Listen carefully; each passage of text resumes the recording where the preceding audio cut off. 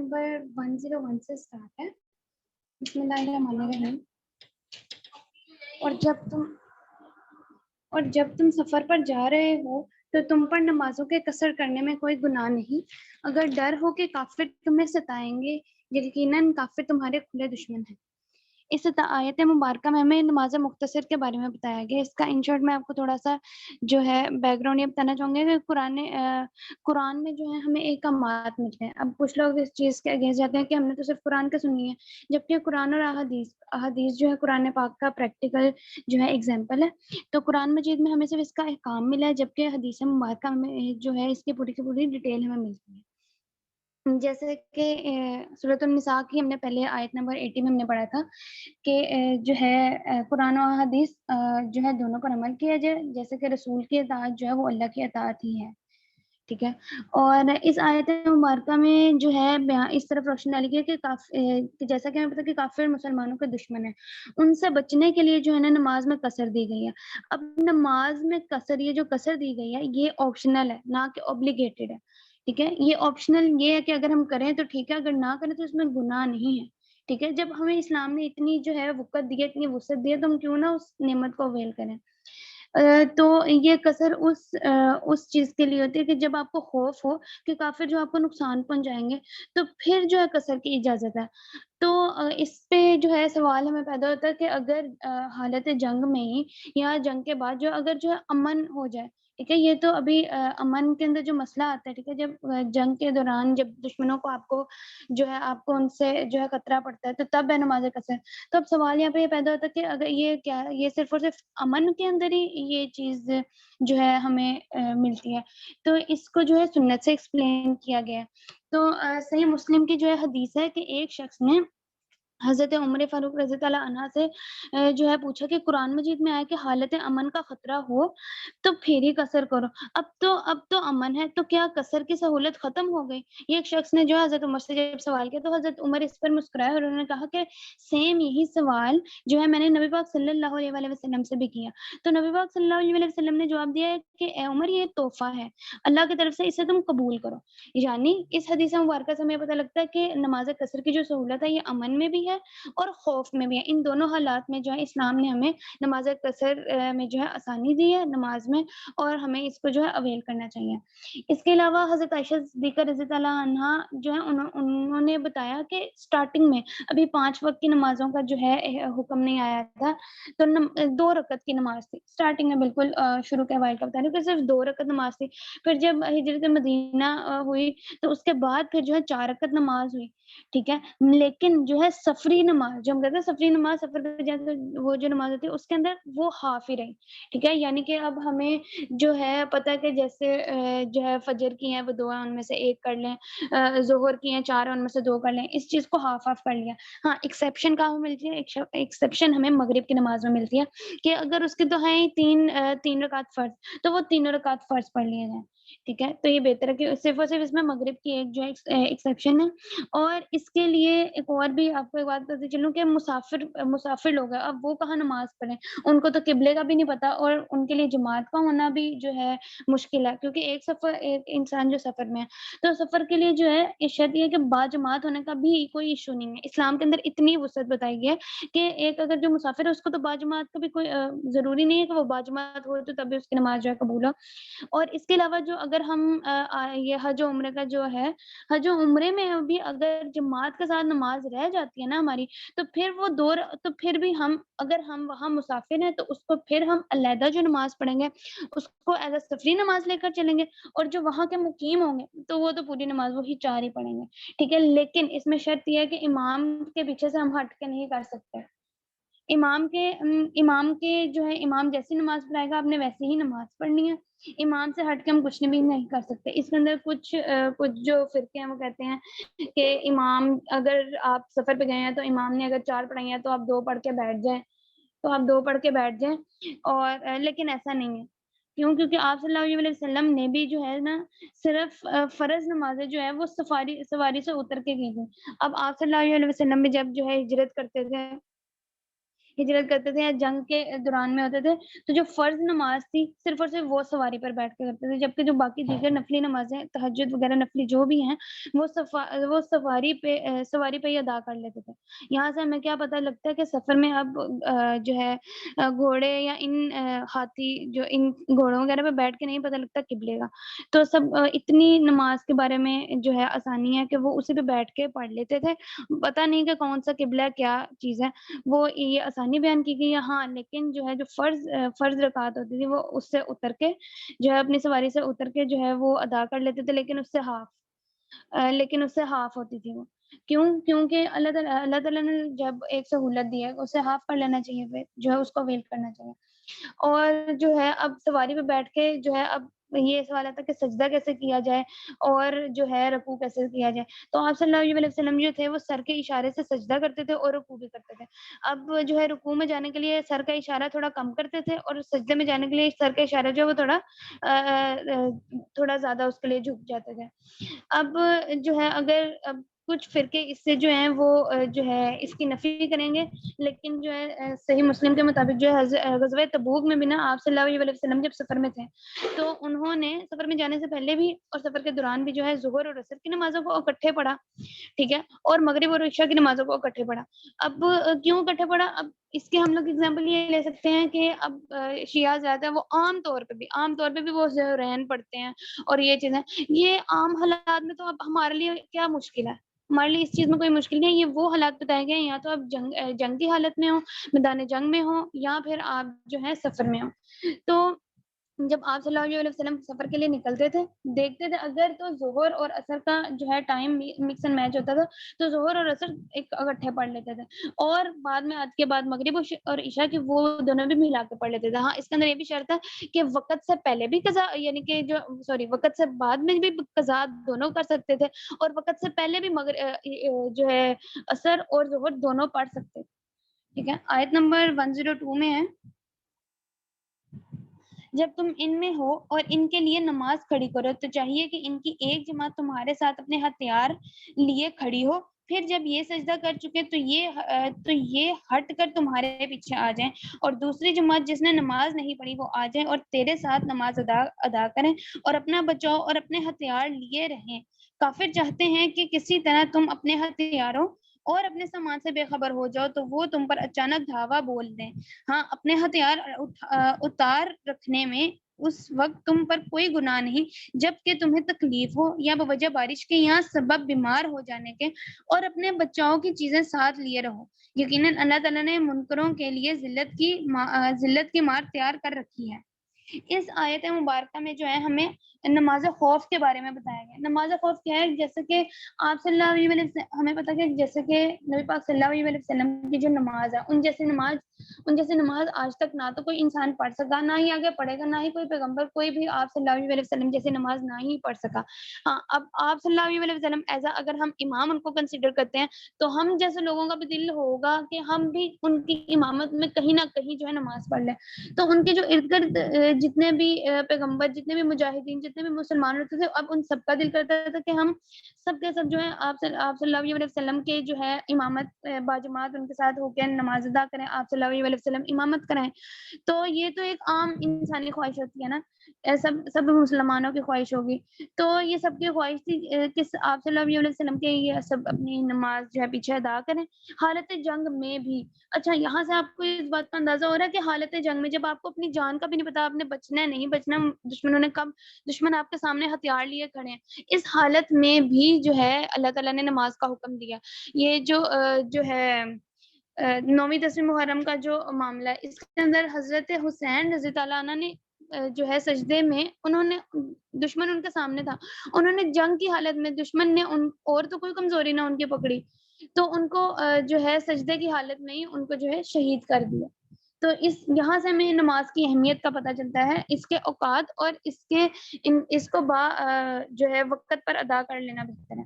اچھا، میں آپ کو نماز خوف کے بارے میں بتا رہی تھی، تو سب کا دل تھا کہ آپ صلی اللہ علیہ وسلم کے پیچھے نماز ادا کریں، تو اللہ تعالیٰ نے یہ جو ہے طریقہ جو ہے اس کے اندر سب کو آسانی درمیانی راستہ یہ نکالا کہ اللہ تعالیٰ نے فرمایا کہ جب آپ صلی اللہ علیہ وسلم ان لوگوں میں موجود ہوں، یہ آیت کے شروع میں یہ ہے کہ جب آپ صلی اللہ علیہ وسلم ان لوگوں میں موجود ہوں، یعنی کہ امامت ان لوگوں کی کروا رہے ہوں دوران جنگ ایز اے امام، تو فوج کے جو پورا دستہ مسلمانوں کا ان کے 2 حصے کر لیے جائیں، ٹھیک ہے۔ اب 2 حصے کیوں ہے کہ ایک حصہ جو ہے آپ صلی اللہ علیہ وسلم کے جو پیچھے ہے وہ نماز ادا کرے گا، اور دوسرا جو فوج کا حصہ ہے وہ دشمنوں پر نظر رکھے گا حفاظت کے لیے، کہ کہیں وہ ان پر حملہ تو نہیں کر لیں گے، کیونکہ دشمن اس طاق میں بیٹھے ہوئے ہیں کہ کب مسلمانوں کا جو ہے دھیان ادھر ادھر اور ہم حملہ کریں۔ تو فوجوں کے 2 حصے کر دیا۔ اب دوران سفر، اچھا یہ صرف جنگ کے معاملے میں نہیں ہے، یہ دوران سفر کے لیے بھی یہی شرط ہے کہ اگر دوران سفر بھی آپ جو ہے لشکر لے کر اپنا جا رہے ہوں اور آپ کو دشمنوں کا خطرہ ہو، تو تب بھی آپ یہ جو ہے اپنے فوج کے 2 حصے بنا کر اس طرح سے آپ صلی اللہ علیہ وسلم جو ہیں ان کو نماز ادا کرنے کی تلقین کر سکتے تھے۔ ہاں، اس کے اندر یہ ہے کہ اپنے ہتھیار، پہلے اس آیت میں 2 حصے ہیں نا، پہلے حصے میں کہا گیا کہ ہاں اپنے ہتھیار اپنے پاس رکھیں، کیونکہ دشمن آپ پر کبھی بھی حملہ کر سکتے ہیں، ٹھیک ہے۔ اور ہاں، اب نماز خوف کے بارے میں آپ کو بتا رہی تھی کہ ایک جب ویسے تو نماز میں آپ کو کہا اگر 4 رکعت ہے تو 2 رکعت پڑھیں، ٹھیک ہے۔ اب 2 رکعت میں بھی نماز خوف کے بارے میں یہ ہے کہ اگر آپ ان 2 میں سے کوئی ایک بھی پڑھ لیں نا رکعت تو وہ بھی کافی ہے، لیکن ہم چلے سپوز کرتے ہیں ہم 2 رکعت کے بارے میں پڑھ لیتے ہیں، ٹھیک ہے۔ تو جب نبی پاک صلی اللہ علیہ وسلم جب اپنی ایک رکعت ایز اے امام پوری کر لیتے ہیں، ٹھیک ہے، پیچھے بھی باجماعت تمام لوگ جو ہیں اپنی ایک رکعت پوری کر لیتے ہیں، تو آپ صلی اللہ علیہ وسلم جو ہے رکعت میں بیٹھے رہیں گے۔ تو جب پہلی رکعت پیچھے کے لوگ پورے کر لیں گے، ان کی جو جماعت میں موجود تھے، تو وہ ان لوگوں کے ساتھ اپنی پوزیشن چینج کر لیں گے جو فوجی دستہ بنا ہوا تو جو دشمنوں کے اوپر نظر رکھی ہوئی تھی، تو وہ مطلب اپنی پوزیشن جو ہے وہ سواپ کر لیں گے، جیسے کہ جنہوں نے نظر رکھی ہوئی تھی وہ نبی پاک صلی اللہ علیہ وسلم کے پیچھے آ جائیں گے اپنی صفیں سیدھی کر کے، اور جو لوگ آپ صلی اللہ علیہ وسلم کے پیچھے جو نماز پڑھے تھے وہ دشمنوں کی طرف نظر رکھنے کے لیے چلے جائیں گے، ٹھیک ہے۔ اس طرح سے اب جو ہے وہ جو دستہ جنہوں نے آپ صلی اللہ علیہ وسلم کے پیچھے نماز ابھی نہیں پڑھی تھی وہ اپنی پہلی رکعت کمپلیٹ کریں گے، جبکہ نبی پاک صلی اللہ علیہ وسلم کی وہ دوسری رکعت ہوگی۔ اچھا، اب اس کے اندر سوال پیدا ہوتا ہے کہ اب وہ جو پہلا دستہ تھا ان کی دوسری رکعت کیسے کمپلیٹ ہوگی، اور جو اب دوبارہ دوسرا آنے والا دستہ ہے وہ ان کی دوسری رکعت کیسے کمپلیٹ ہوگی، تو وہ اپنی دوسری رکعت جو ہے وہ خود کمپلیٹ کریں گے، ٹھیک ہے۔ ہاں، اس کے اندر ایک یہ بھی حکم ہے نا کہ آپ اس حالت میں ایک رکعت بھی کافی ہے، لیکن اگر آپ دوسری پڑھنا چاہیں تو جو ہے وہ اپنے طور پہ آپ اپنی دوسری رکعت کی کمپلیٹ کر سکتے ہیں۔ اور اس کے آیت کے اینڈ پہ یہ ہے کہ اپنے دشمنوں سے جو ہے وہ غفلت کبھی نہ برتیں، ہاں، اور ہتھیاروں کے بارے میں یہ ہے کہ اگر پہلے اوپر اشارت ہے نا کہ ہتھیار اپنے پاس رکھیں، آگے جا کے حکم ہے کہ ہاں اگر بارش وغیرہ ہو یا کوئی ایسے آفت ٹائپ ہو تو آپ اپنے ہتھیار اپنے پاس بھی رکھ سکتے ہیں، ٹھیک ہے۔ اور اب آیت نمبر 103 ہے، آیت نمبر 103 میں ہے، پھر جب تم نماز ادا کر چکو تو اٹھتے بیٹھتے اور لیٹتے اللہ تعالیٰ کا ذکر کرتے رہو، اور جب اطمینان پاؤ تو نماز قائم کرو، یقیناً نماز مومنوں پر مقررہ وقتوں پر فرض ہے۔ اس آیت سے پہلے جو میں نے اوپر والی آیت جو میں نے بیان کی ہے، اس کے اندر آپ کے ذہن میں کہیں نہ کہیں یہ سوال نہیں پیدا ہوتا کہ آپ کے سامنے ایک طرح سے موت کھڑی ہے آپ کی، تو آپ ایک طرف دھیان لگا کے کیسے نماز پڑھ سکتے ہیں، ٹھیک ہے۔ مطلب ایک عام سا کوشچن ہے کہ ایسی حالت میں آپ کیسے دھیان سے جو ہے نماز پڑھ سکیں گے۔ تو اس آیت مبارکہ میں جو 103 جس کی ابھی میں تفسیر کو بتانے لگی، اس کے اندر نا کمپنسیشن تھوڑی سی فلیکسیبلٹی جو ہے وہ بتائی گئی ہے۔ امام بخاری میں جو ہے ایک حدیث مبارکہ ہے کہ حضرت عمر جو کہ اس وقت کے سپر پاور تھے، وہ کہتے ہیں کہ میں اپنی جنگ کی پلاننگ بھی نماز میں کر رہا ہوتا ہوں، یعنی کہ جب حضرت عمر، یہ اب عام حالات کے بارے میں بات نہیں ہو رہی ہے، اب ہم آج کل نماز پڑھتے ہیں، ہمارا دھیان کہیں اور ہوتا ہے، ہم منہ سے کچھ اور بیان کر رہے ہوتے ہیں، ہم پورے دن کی ٹینشنیں ہمارے دماغ میں آ رہی ہوتی ہیں، تو یہ تو گناہ ہے، یہ تو نماز کے ہم نے تو اللہ تعالیٰ کے لیے نماز پڑھ رہے ہیں۔ تو یہ جو میں نے ابھی آپ کو حدیث مبارکہ بتائی ہے حضرت عمر فاروق کی، تو یہ دھیان رہے کہ جنگ کے معاملے میں، ٹھیک ہے، یہ کیونکہ انہوں نے سب کو لیڈ کرنا ہے، تو جو ہے نماز کے دوران بھی جو ہے وہ جنگ کی پلاننگ کر رہے ہوتے تھے. کیوں؟ کیونکہ دشمن کبھی بھی حملہ کر سکتے تھے. تو صلاۃ خوف کے بعد اگر کوئی ذہن میں گلٹ آئے نا، یہ جو میں نے آپ کو بتایا کہ یہ دھیان سے ہم کیسے نماز پڑھتے ہیں، تو اگر اس کے بعد بھی کوئی گلٹ ہے تو اللہ تعالیٰ کو یاد کرتے رہنا چاہیے تاکہ اس کی کمپنسیشن ہوتی رہے. کیوں؟ کیونکہ یہ جو حالت جنگ میں جو نماز میں نوک جھوک ہماری تھوڑی سی دھیان ادھر ادھر بھٹکا ہے، تو ہم لوگ عام حالات میں جو ہے اللہ تعالیٰ کا ذکر کرتے رہیں، اللہ تعالیٰ سے معافی طلب کرتے رہیں تاکہ جو ہے ہماری جو ہے اس چیز کی کمپنسیشن ہوتی رہی. کوئی یہ بھی کہہ سکتا ہے کہ خوف کی حالت میں نمازیں بعد میں پڑھی جائیں. کوئی یہ بھی تو کہہ سکتا ہے کہ بھائی ضروری ہے خوف کی حالت میں نماز پڑھنا، جو ہے ہم بعد میں جیسے کہ نبی پاک نے ظہر اثر اکٹھی پڑھی، مغرب عشاء اکٹھی پڑھی، تو ہم نہیں ایسا کر سکتے. ہاں آپ اکٹھی پڑھ سکتے ہیں، لیکن یہ نہیں کہ آپ ساری ہی نمازیں اکٹھی کر کے ایک وقت میں پڑھیں. کیوں؟ کیونکہ اس کا جواب یہ ہے کہ نماز میں زیرو ٹالرنس ہے، اس میں تو کوئی معافی نہیں ہے. اس میں میں آپ کو ایک بات بتاتی ہوں. جب میں چھوٹی تھی، ابھی بھی ہمارا کافی لوگوں کا نا یہ ایک مسکنسپشن ہوگا کہ ہمیں کہا جاتا تھا کہ نا جو ہے جمعۃ الوداع، یہ جب روزے ہوتے ہیں جمعۃ الوداع میں نماز اثر ہوتا تھا، جو مطلب کہ جمعۃ الوداع کو پا لیتا تھا نا، اس دن ایک ایسی نماز پڑھتے تھے، یعنی کہ ہر ایک کے فرض پڑھتے تھے، تو آپ کی ساری قضائے عمری اس کو کہتے تھے. ہاں جی، مجھے یاد آ گیا، قضائے عمری اس کو کہتے تھے. وہ پڑھے نا تو پچھلے سارے آپ کے جو ہے نمازوں کے گناہ معاف ہو جاتے ہیں، اور آپ جو ہیں کیا کہتے ہیں، آپ پھر سارے گناہ معاف ہو جاتے ہیں، اور پھر آپ پھر سے اپنی نماز کی باقاعدگی کریں. تو میں اب ذہن میں یہی بات ڈلی ہوئی تھی کہ بھئی سارا سال نمازیں چھوڑو، اللہ معاف کرے، سارا سال نمازیں چھوڑو، جمعۃ الوداع والے دن جو ہے ایک وہ جو ہے نسخہ وظیفہ ٹائپ آپ سمجھ لیں وہ کرو، سارے پچھلے نمازوں کے گناہ معاف ہو گئے. جبکہ اب یہ عقل میں نہیں آیا تھا کہ نمازیں فرض ہے، اس کے اندر زیرو ٹالرنس ہے، اس میں تو کوئی معافی نہیں ہے. یہ لوگ کیا ہیں، یہ جو موت آپ کی نظروں کے سامنے کھڑی ہے اور وہ نمازیں پڑھ رہے ہیں. تو پھر اس کا جو ہے کسی سے پوچھا، کسی عالم سے پوچھا، انہوں نے کہا کہ یہ جو آپ نے واقعہ پڑھا ہے نا، جو اب اباء و اجداد سے چلتا ہوا آ رہا ہے کہ جمعۃ الوداع والے دن نماز پڑھیں یہ سارے گناہ معاف ہو جائیں، تو یہ ایک حقیقت پر مبنی نہیں ہے. اللہ تعالیٰ جو ہے نماز کے بارے میں کوئی معافی نہیں ہے. ٹھیک ہے، تو یہ کانسیپٹ ابھی بھی مجھے لگتا ہے کچھ لوگوں کا ہوگا، تو اگر میں صحیح کر پائی ہوں تو آج کے لیکچر کا مقصد پورا ہو جائے گا. تو جو ہے نماز کے اندر کوئی معافی نہیں ہے، اس کو اپنے اوقات پر پورا کریں. ایک اور قصہ میں آپ کو اس میں سناتی ہوں کہ غزوہ خندق میں نا آپ صلی اللہ علیہ وسلم کی عصر کی نماز قضا ہو گئی تھی.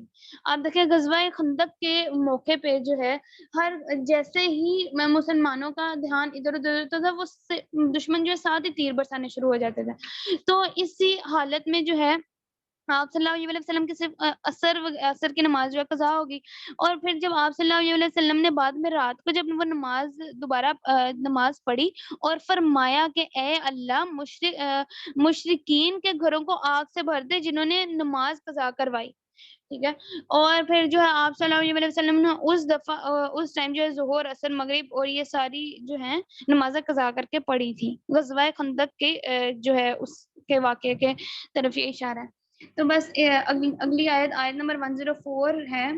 ان لوگوں کا پیچھا کرنے سے ہارے دل ہو کر بیٹھ نہ رہو. اگر تمہیں بے آرامی ہوتی ہے تو انہیں بھی تمہاری طرح بے آرامی ہوتی ہے، اور تم اللہ تعالیٰ سے وہ امیدیں رکھتے ہو جو امید انہیں نہیں، اور اللہ تعالیٰ دانا اور حکیم ہے.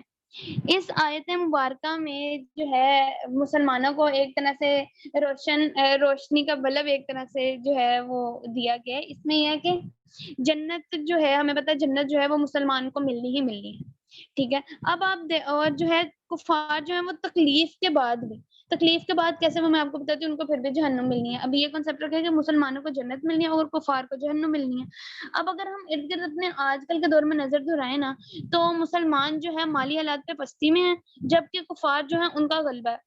ٹھیک ہے، آپ دیکھ لیں کرسچینٹی اور ان لوگوں کے پاس مال و دولت ٹائپ ہر چیز زیادہ ہے، تو ان کے پاس آرام و سکون زیادہ ہے. انہوں نے جب دنیا میں سارا آرام لے لیا تو وہ جو ہے آخرت میں تو ان کے لیے جہنم ہی ہے. تو اس کے اندر کفار کو تکلیف سے کیا مراد ہے کہ وہ کفار جو ہے ہر ٹائم تدبیر میں لگے رہتے ہیں کہ کس طرح سے مسلمانوں کو نقصان پہنچایا جائے، کس طرح سے مسلمانوں کو جو ہے گھاٹا کیا جائے، ان کے دین کو جو ہے نعوذ باللہ ختم کیا جائے. ان کو جو ہے کفر کی طرف لایا جائے. تو اس کے اندر مسلمانوں کو جو ہے یہ خوشخبری دی گئی ہے کہ ہاں مسلمانوں کو جو ہے وہ دنیا میں تو بہت ہی تکلیف کاٹ رہے ہیں وہ، ٹھیک ہے، اور مسلمان تکلیف کاٹ کے جنت میں جائیں گے، جبکہ کفار جو ہیں وہ یہی سب تکلیف کاٹ کے ان کو پھر بھی جہنم میں ملنی ہے. اس تصور کے مطابق جو ہے ہماری تکلیف جو ہے اس تکلیف کے آگے تو کچھ بھی نہیں ہے جو کفار کو ملنی ہے. ہمیں ایٹ دا اینڈ اپنا ٹھکانا پتہ ہے کہ ایٹ دا اینڈ ہم جتنی بھی جو ہے اس دنیا میں تکلیف سہ لیں، جو کچھ بھی کر لیں، ہمیں اپنے گناہوں کی جو ہے سزا ملنے کے بعد ہم نے جانا ہی جنت میں ہے. تو ہمیں ہمارے لیے چیزیں بڑھ کے کیا ہے کہ جو ہمارے مقابلے میں کفار جو ہیں، جو ابھی بھی اسی سوچ و بچار اور تکلیف میں ہیں، ان کو تو بعد میں اس سے زیادہ تکلیف ملنی ہے. تو ہماری مسلمانوں کی اس کے سامنے تو تکلیف کچھ بھی نہیں ہے. تو اب آپ دیکھیں جنت بھی مفت میں تو نہیں نا مل جائے گی، تو دشمنوں کے بھی نقصانات ہوئے ہیں. ہم یہ نہیں کہہ سکتے کہ دشمن بہت خوش ہے، وہ بہت سی تدبیر لڑاتے ہیں. جیسے کہ ابو جہل نے جو ہے اپنی گردنیں نہیں کٹوائیں گے. بدر میں 70 بڑے سردار، غزوہ بدر میں 70 بڑے سردار جو تھے ان کی وہ نہیں قتل ہوئے. تو اسی لیے جو ہے مسلمانوں کو بھی نقصانوں سے گزرنا ہوگا، تاکہ کیونکہ قربانیاں اگر ہم اہل ایمان دیکھیں، اہل ایمان کی جو ہے اب ہم نے جو ہے پچھلے واقعات دیکھے تو قربانیوں کا انہی قربانیوں سے تو دین اسلام جو ہے وہ دور دور تک پھیلا. تو اس لیے مسلمانوں کی اس آیت مبارکہ میں جو ہے حوصلہ دیا گیا کہ تم ان سب تکالیف کو کاٹ کے جو ہے ایٹ دا اینڈ آپ کا ٹھکانہ جنت ہی ہے. آیت نمبر 105 میں ہے، یقیناً ہم نے تمہاری طرف حق کے ساتھ اپنی کتاب نازل فرمائی ہے تاکہ تم لوگوں میں اس چیز کے مطابق فیصلہ کرو جس سے اللہ تعالیٰ نے تم کو شناسا کیا ہے، اور خیانت کرنے والوں کے حمایتی نہ بنو. اس آیت مبارکہ سے پہلے میں آپ کو ایک چھوٹا سا واقعہ بتا دوں. تو اس واقعے میں کیا تھا کہ ایک منافق مسلمان تھا، اس نے کسی مسلمان کے گھر نہ چوری کر لی، اور وہاں سے اس چوری کرتے ہوئے اس نے اسلحہ اٹھا لیا اور آٹا اٹھا لیا. ٹھیک ہے، اب آٹے کی جو تھیلی، اس نے آٹے کی جو بوری تھی اس کے اندر ہوا تھا سوراخ. اب وہ جو منافق مسلمان تھا وہ جہاں جہاں جا رہا تھا پہلے اپنے گھر گیا، وہاں جا کے دیکھا تو آٹے کی بوری میں سوراخ تھا، اور اس کے جتنا وہ چلا وہ سارا آٹے کی جو ہے وہ سوراخ سے باہر نکل کے آٹا وہاں اس کے ساتھ ساتھ چلتا گیا. تو جب اس شخص نے دیکھا کہ اس آٹے کی تھیلی میں تو سوراخ ہے اور سارا میری نشاندہی ہو جائے گی جب تک تفتیش وغیرہ ہوئے گی، تو اس منافق مسلمان نے تدبیر لڑائی. اس نے کیا کیا، اس نے نا یہ تھیلی اٹھا کے جا کے وہ جو چوری کا سامان تھا نا، وہ ایک یہودی تھا، ٹھیک ہے، یہودی کے گھر جا کے رکھوا دی اور کہا یہ میری امانت ہے، اس کی حفاظت کرنا. اس یہودی نے کہا ٹھیک ہے رکھ دو. اس نے وہاں پہ رکھ دی. تو اب جب تفتیش ہوئی، جب سارا کچھ پتہ لگا، لوگ جو ہے اس آٹے کا پتہ لگا، تو اس آٹے کے پیچھے چلتے چلتے وہ سب سے پہلے اس منافق مسلمان کے گھر گئے. اس منافق مسلمان کے گھر جا کے پتہ لگا، تلاشی بھی دی. اس نے لوگوں نے کہا یہ نشانات تمہارے پیچھے آ رہے ہیں. اس نے کہا تلاشی لے لیں. جو ہے تلاشی لی گئی، اس کے گھر سے کچھ نہیں ملا. اس کے بعد جو آٹے کے نشانات اس یہودی کے گھر کے پاس بھی جا رہے تھے. تو وہ سب جو مجمع جو کہ تفتیش کے لیے نکلا ہوا تھا، وہ لوگ انہوں نے یہودی کے پاس سے گئے. یہودی کے گھر، بے شک یہودی بے گناہ تھا، اس نے کوئی گناہ نہیں کیا تھا، اس نے تو اپنی طرف سے امانت رکھوائی تھی. تو لوگ اس کے گھر کے، ہاں اس کے گھر کی تلاشی لی، اس کے گھر سے آٹے کی بوری نکل آئی.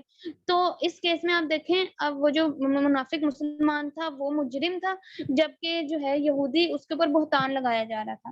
اچھا، اب یہ جو جھگڑا ہے یہ نبی پاک صلی اللہ علیہ وسلم کے پاس لایا گیا. اب جو لوگ تھے نا جو ہے منافق مسلمان کے حق میں، اس کے گھروں سے لوگ نکل آئے، لوگوں نے اس کے حق میں گواہیاں دی، یہ تو بڑا سچا ہی ہے. وہ اتنے لوگ اس کی حمایت میں آگے، اتنے لوگوں نے قسمیں سچائیاں دی کہ کہیں نہ کہیں نبی پاک صلی اللہ علیہ وسلم جنہوں نے فیصلہ کرنا تھا ان کے دل میں بھی تھوڑی سی اس کے لیے حمایت آ گئی، کیونکہ ایک انسان کی سکس سینس ہوتی ہے نا. تو اس آیت مبارکہ میں اور جو آنورڈ جو آئیں گی آیت مبارکہ، اس کے اندر بھی اسی واقعے کو میں آپ کو بار بار جو ہے حوالہ دوں گی. تو اس آیت کے مطابق جو ہے آپ صلی اللہ علیہ وسلم کی طرف جو ہے قرآن پاک جو ہے کسی پرپس کے تحت جو ہے وہ نازل کیا گیا، حق کے ساتھ نازل کیا گیا. تو اللہ تعالیٰ اس آیت مبارکہ میں کہہ رہے ہیں کہ آپ انصاف سے فیصلہ کریں. سچائی انصاف سے کیسے کہ ایک تو سچائی اللہ تعالیٰ جو ہے یا تو غیب کے علم سے نبی پاک کو بتا دیتا ہے، یا تو قرآن سب سے بڑی جو ہے کھلی کتاب حقیقت تھی. تو اللہ تعالیٰ نے کہا کہ میرے احکامات کے مطابق جو ہے فیصلہ کریں. اچھا، اب جو میں نے آپ کو کہا ہے نا کہ نبی پاک کے دل میں بھی تھوڑی سی پسلاہٹ پیدا ہو گئی تھی اس منافق کے بارے میں. تو اس کی آگے بھی ڈیٹیل ہے، میں آپ کو اگلی آیات میں اس کا ساتھ ساتھ تذکرہ کروں گی. آیت نمبر 106 میں ہے، اور اللہ تعالیٰ سے بخشش مانگو، بے شک اللہ تعالیٰ بخشش کرنے والا مہربانی کرنے والا ہے۔ اب یہ آیت مبارکہ جو ہے نبی پاک صلی اللہ علیہ وسلم کے دل میں جو تھوڑی سی آئی تھی نا کہ شاید اتنے لوگ جو اس کے لیے گواہی دے رہے ہیں تو شاید یہ صحیح ہو، مطلب تھوڑی سی حمایت، تو نبی پاک کے لیے اتنے وہ سخت جو ہے احکامات ہے کہ اللہ تعالیٰ سے بخشش طلب کریں، ٹھیک ہے، اللہ تعالیٰ سے معافی طلب کریں، کیونکہ خیانت کرنے والے کو اللہ تعالیٰ کبھی بھی پسند نہیں کرتا، ٹھیک ہے۔ تو اگلی آیت نمبر 107 ہے، اور ان کی طرف سے جھگڑا نہ کرو جو خود اپنی ہی خیانت کرتے ہیں، یقیناً دغا باز گنہگار اللہ تعالیٰ کو اچھا نہیں لگتا۔ آیت نمبر 107 میں اپنے آپ سے جو ہے خیانت، اپنے آپ سے خیانت کا کیا مطلب ہے؟ یعنی جو لوگ کلمہ گو ہیں پھر اللہ کے باغی کیوں ہو جاتے ہیں؟ ہم نے کلمہ پڑھا ہے، ہم لوگوں نے جو ہے ہمارا 500 ستونوں پہ نماز، روزہ، حج، زکوٰۃ، کلمہ توحید، ان سب پہ ہمارا جو ہے ایمان ہے، تو پھر ہم گناہ کی طرف کیوں جاتے ہیں؟ ہم جو ہے شراب، جوا، یہ حرام کام کیوں کرتے ہیں جو اللہ تعالیٰ کو ناپسند ہے؟ یہ تو خود سے خیانت ہوئی، ہمیں پتہ ہو کہ بھی ہمیں پھر بھی خود کو نقصان پہنچا رہے ہیں، تو یا پھر جھوٹی گواہیاں جو بن جاتے ہیں، جیسے کہ اوپر جو میں نے آپ کو واقعہ بتایا، اس کے اندر جو اس کے خاندان والے تھے وہ جھوٹی جو ہے وہ گواہیاں بن کے آ گئے تھے، تو یہ ان سب نے کیا کیا؟ اللہ تعالیٰ کو خود اپنا دشمن بنا لیا۔ ہم یہ امید، اور آج کل جو لوگ ہیں وہ یہ امید لگائے بیٹھے ہیں کہ آپ صلی اللہ علیہ وسلم جو ہے ہماری سفارش کریں گے، نو ڈاؤٹ آپ صلی اللہ علیہ وسلم ہماری سفارش کریں گے۔ آپ صلی اللہ علیہ وسلم نے تو اپنے موت کے، ان کے جب شہید ہونے کا وقت تھا، انہوں نے تو تب بھی امت امت امت، اے اللہ میری امت کو بخش دے، یہ الفاظ تھے ان کے منہ پہ۔ تو آپ صلی اللہ علیہ وسلم جو ہے اپنی امت جو کہ بہترین امت ہے اس کے حق میں ضرور سفارش کریں گے۔ تو اب ہمارا اس چیز میں غلط کنسپٹ کیا بن گیا؟ بے شک ہم گناہ کریں، نعوذ باللہ، ہم بے شک ہم شراب نوشی، جوا، گناہ، حرام، ہر چیز کریں، ہماری تو ان پہ بخشش ہو جانی ہے، کیوں؟ کیونکہ ہمارے سفارش تو نبی پاک صلی اللہ علیہ وسلم نے۔ تو اللہ تعالیٰ نے اس آیت مبارکہ میں کہا ہے کہ اللہ تعالیٰ نے کہا ہے کہ ایسے لوگوں کی طرف سے حمایت نہ کرے جنہوں نے خود سے جو ہے خیانت کر رکھی ہے۔ آیت نمبر اب 108 میں ہے، وہ لوگوں سے تو چھپ جاتے ہیں لیکن اللہ تعالیٰ سے نہیں چھپ سکتے، وہ راتوں کے وقت جب کہ اللہ کی ناپسندیدہ باتوں کے خفیہ مشورے کرتے ہیں، اس وقت بھی اللہ تعالیٰ ان کے پاس ہوتا ہے، ان کے تمام اعمال کو وہ گھیرے ہوئے ہے۔ اس آیت مبارکہ میں اللہ تعالیٰ کی شان بیان کی گئی ہے کہ اللہ تعالیٰ جو ہے ہر وقت ہر ہر چیز دیکھ رہا ہے۔ ہم اکیلے میں جو بھی بات کر رہے ہوں یا ایک دوسرے، تو ہمیں یہ گمان ہوتا ہے کہ ہمارے علاوہ تو یہاں کوئی ہے ہی نہیں، جبکہ اللہ تعالیٰ تو ہر چیز ہماری شارک سے بھی زیادہ قریب ہے، تو اللہ تعالیٰ کسی چیز سے بھی غافل نہیں ہے، ٹھیک ہے۔ اور جو لوگ اسلام کے خلاف سازشیں کرتے تھے چھپ کر، ان کو لگتا تھا کہ اللہ تعالیٰ تو ہمیں دیکھ نہیں رہا، یہاں دنیاوی لالچ کے لیے چوری کرتے تھے اور الزام کسی پر ڈالتے تھے، تو اللہ تعالیٰ کہہ رہا ہے کہ اللہ تعالیٰ ان سب سے جو ہے، اللہ تعالیٰ کو ان سب کا پتہ ہے، چاہے وہ راتوں کو، چاہے وہ دن کو، چاہے وہ تنہا، چاہے وہ محفل میں بیٹھ کے جو ہے کوئی ایسی فحش بات کریں یا ایسا، تو اللہ تعالیٰ دلوں کے راز جانتا ہے، اور اللہ تعالیٰ ہر شے دیکھ رہا ہے۔ اب آیت نمبر 109 میں ہے، ہاں تو یہ ہو تم لوگ کہ دنیا میں تم نے ان کی حمایت کی، لیکن اللہ تعالیٰ کے سامنے قیامت کے دن ان کی حمایت کون کرے گا، اور وہ کون ہے جو ان کا وکیل بن کر کھڑا ہو سکے گا۔ اس آیت مبارکہ آیت نمبر 109 میں بھی جو ہے اسی واقعے کی طرف اشارہ ہے کہ جب جو ہے وہ چوری والا، آٹے کی چوری والا جو معاملہ تھا، اس ٹائم تو جو ہے لوگوں نے بڑی آ کے نکل کے اس بہتان لگانے والے کی، اس اصل چور کی حمایت کے لیے نکل آئے تھے سب کے سب کہ ہاں نہیں یہ تو بہت سچا ہے، یہ تو بہت اچھا ہے، ہمارا خاندانی شخص ہے، یہ ہے وہ ہے۔ تو اس ٹائم تو دنیا میں تو تم نے جو ہے کر لی اس کی حمایت، تو آخرت میں تم کس کی کیسے حمایت کرو گے اس کے؟ کیونکہ اللہ تعالیٰ چاہے فرشتے لکھے نہ لکھیں، اللہ تعالیٰ تو ہر چیز سے واقف ہے، تو تم ایسا کیسے سوچ سکتے ہو کہ تم آج اس کی حمایت کر رہے ہو، جو ہے آخرت کے روز محشر تو اللہ تعالیٰ ہر چیز کا جو ثبوت، ہر چیز کا علم ہے اس کو، تو تم اس کے سامنے ایسے شخص کی جھوٹی گواہی کیسے دے سکتے ہو؟ تو اور اس کا یہ بھی ہے کہ تم ان کے ظاہری کلمے کو دیکھ کر جھگڑتے ہو کہ یہ ظاہر دیکھ کے کیا بول رہے ہیں یہ لوگ کہ یہ تو بہت اچھے لوگ ہیں، یہ وہ کہتے تھے نا پیچھے کہ یہ تو بڑا اچھا لوگ ہے، یہ ہے وہ ہے۔ تو اب آخرت کے دن جو ہے ایسے منافق شخص کی اللہ تعالیٰ کے سامنے کون حمایت کرے؟ اب آیت نمبر 110 میں ہے، جو شخص کوئی برائی کرے یا اپنی جان پر ظلم کرے پھر اللہ سے استغفار کرے تو وہ اللہ کو بخشنے والا، مہربان کرنے والا پائے گا۔ اب آیات میں جو پہلے اگر تو وہ شخص توبہ کر لے، ٹھیک ہے، اپنی خطا مان لے تو دنیا میں سزا، اور تو وہ دنیا میں بے شک سزا پالے لیکن آخرت کی تو سزا سے بچ جائے گا. تو اب جیسے وہ شخص تھا، اس نے اتنے لوگوں میں جو ہے گواہی دی کہ ہاں میں نے تو کوئی گناہ نہیں کیا، یہ یہودی، میں تو پھنسایا جا رہا ہوں، یہودی تو اصل گنہگار ہے. اس نے ایک لبادہ ملمہ اپنے اوپر اوڑا ہوا تھا، جبکہ اللہ تعالیٰ تو جانتا تھا، اللہ تعالیٰ کو اس چیز کا علم نہیں ہے، اللہ تعالیٰ جانتا تھا. تو اگر اللہ تعالیٰ اس آیت میں کہہ رہا ہے کہ اگر تم اپنے گناہ پر جو ہے توبہ کر لو نا، توبہ کر لو تو تمہاری خطام اللہ تعالیٰ کو ہر طرح سے تم جو ہے بخشنے والا ہی سمجھو گے، کیونکہ اللہ تعالیٰ کی شان میں یہ ہے کہ بخشش والا اور مہربان ہے. اب ایک شخص نے پوچھا کہ اے اللہ، یا رسول اللہ، کسی شخص نے پوچھا کہ یا رسول اللہ، اللہ تعالیٰ کی رحمت زیادہ ہے یا اللہ تعالیٰ مہربان زیادہ ہے کہ اللہ تعالیٰ کا غضب زیادہ ہے؟ تو نبی پاک صلی اللہ علیہ وسلم نے فرمایا کہ اللہ تعالیٰ کی مہربانی زیادہ ہے. کیوں غضب تو جو ہے ہم لوگ کبھی بھی اپنے گناہوں کی معافی مانگ کے ہم اللہ تعالیٰ کی رحمت کے سائے میں آ سکتے ہیں ہم لوگ. تو توبہ کرنے کا اس بارے میں اس آیت مبارکہ میں کہا گیا. اور توبہ کے بھی میں نے دو آپ کو طریقے بتائے کہ دو حالات میں جو ہے توبہ قبول نہیں ہوگی. ایک وہ کہ انسان جو ہے کفر کی حالت میں مر جائے، اور دوسری حالت وہ کہ جب جو ہے اس کو موت کا فرشتہ نظر آ جائے اور اس کو پتا ہو کہ اب میری جان جانے لگی ہے، تو وہ اس ٹائم جو ہے وہ جیسے کہ نجاشی نے اسی ٹائم توبہ کر لی تھی، فرعون نے سوری توبہ کر لی تھی، تو وہ توبہ قبول نہیں ہوتی ہے. ٹھیک ہے، تو اس آیت میں جو ہے تو اللہ تعالیٰ کی مہربانی کا ذکر کیا گیا ہے. آیت نمبر 111 میں ہے، اور جو گناہ کرتا ہے اس کا بوجھ اسی پر ہے، اور اللہ بخوبی جاننے والا ہے اور پوری حکمت والا ہے. اس آیت مبارکہ میں بتایا گیا کہ ہر جو بندہ ہے نا وہ اپنے کرتوت خود بھگتے گا، اور اللہ تعالیٰ کو ہر چیز کا علم ہے. جو ہے خطبہ حجۃ الوداع کے بارے میں بھی جو ہے حضور پاک نے جو ہے تب بتایا تھا کہ ہر کوئی اپنے گناہ، کسی کا یہ نہیں کہ باپ نے گناہ کیا تو بیٹے کو سزا ملے گی، ہر کوئی اپنی سزا کا خود ذمہ دار ہے. اور آیت نمبر 112 میں ہے، جو کہ ہماری لاسٹ آیت ہے، اس میں ہے، اور جو شخص کوئی گناہ یا خطا کر کے کسی بے گناہ کے ذمہ تھوپ دے، اس نے بڑا بہتان اٹھایا اور کھلا گناہ کیا.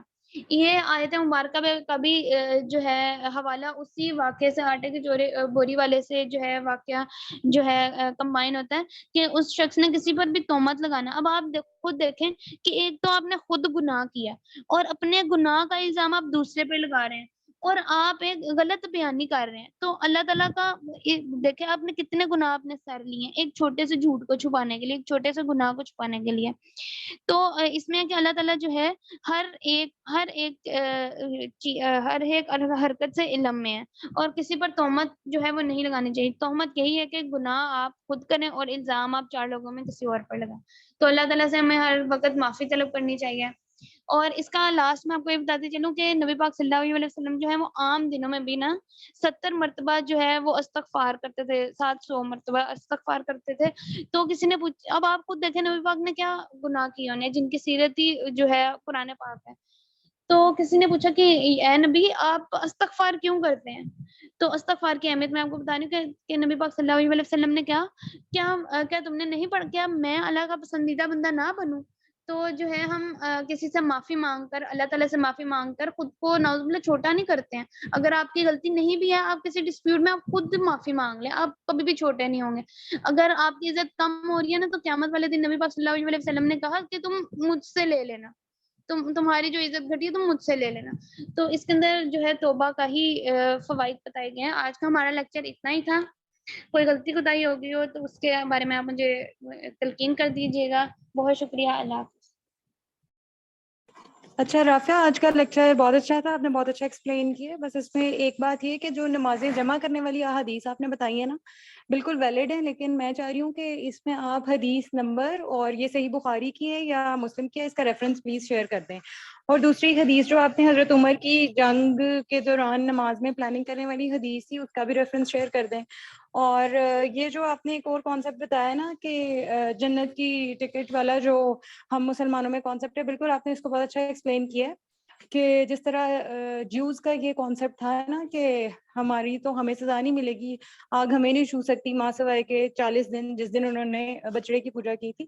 تو وہ کانسیپٹ ہمارے اندر پریویل کرتا جا رہا ہے مسلمانوں کے اندر کہ حضور صلی اللہ علیہ وسلم کی سفارش ہو جائے گی اور ہم سب بخشائے ہیں.